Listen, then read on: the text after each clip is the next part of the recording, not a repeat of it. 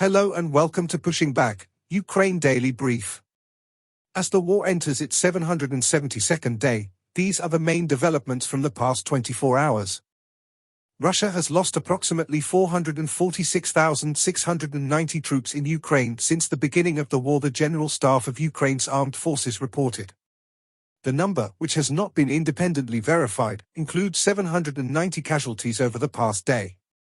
According to the released Ukrainian figures, Russia lost 24 tanks, 38 armored combat vehicles, 41 artillery systems, 3 multiple launch rocket systems, 2 air defense systems, 48 drones, 1 cruise missile, 70 vehicles, and 5 pieces of special equipment. The update from the General Staff of the Armed Forces of Ukraine. There were 72 combat engagements. The enemy launched a total of 10 missiles and 67 airstrikes, carried out 97 multiple launch rocket system attacks on positions of Ukrainian troops and various settlements. The Ukrainian Air Force launched airstrikes on 9 concentrations of troops and 1 anti-aircraft missile system of the occupiers.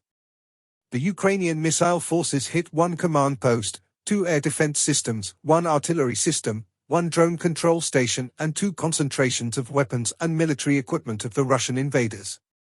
In its latest intelligence update, the UK's Ministry of Defence reports a Russian Su-27 fighter jet was shot down over Crimea on March 28, 2024.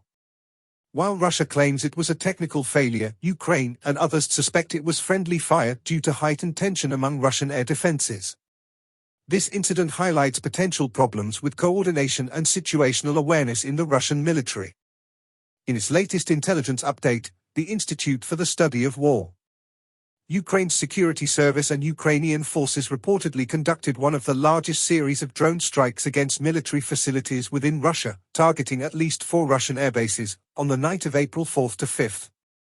The recently intensified tempo of Russian offensive operations in Ukraine will likely result in increased manpower and material losses, but the Russian Ministry of Defense appears to be successfully mitigating these losses. Ukrainian Prime Minister Denis Shmyhal indicated that Ukraine is starting to staff new units, but that Ukraine needs further Western military assistance to properly equip them. Shmyhal also reported that Russian missile and drone strikes have damaged or disrupted roughly 80% of electricity generation at Ukrainian thermal power plants in recent weeks, as Russian forces continue to exploit the degraded Ukrainian air defense umbrella in an effort to collapse Ukraine's energy grid. Ukrainian officials continue to warn that Russian forces are systematically and increasingly using chemical weapons and other lightly banned chemical substances in Ukraine. An unattributed drone reportedly struck a military unit in the pro-Russian Moldovan breakaway Republic of Transnistria on April 5 amidst an assessed ongoing Kremlin hybrid operation aimed at destabilizing Moldova from within. Russia reportedly has conducted thousands of cyber attacks against Czechia's rail transport infrastructure and that of other European states as part of a broader effort to degrade NATO members' transport logistics since the start of Russia's full-scale invasion of Ukraine. Russia's defense industry continues to mobilize to meet the Russian military's needs in Ukraine. Russian President Vladimir Putin announced on April 4 that Russia will open 2 youth centers aimed at indoctrinating Ukrainian youth into Russian culture and historical narratives in occupied Zaporizhia and Kherson oblasts in the near future. Russian forces recently made confirmed advances near Avdiivka. In Zelensky's nightly video update, he covered several significant points.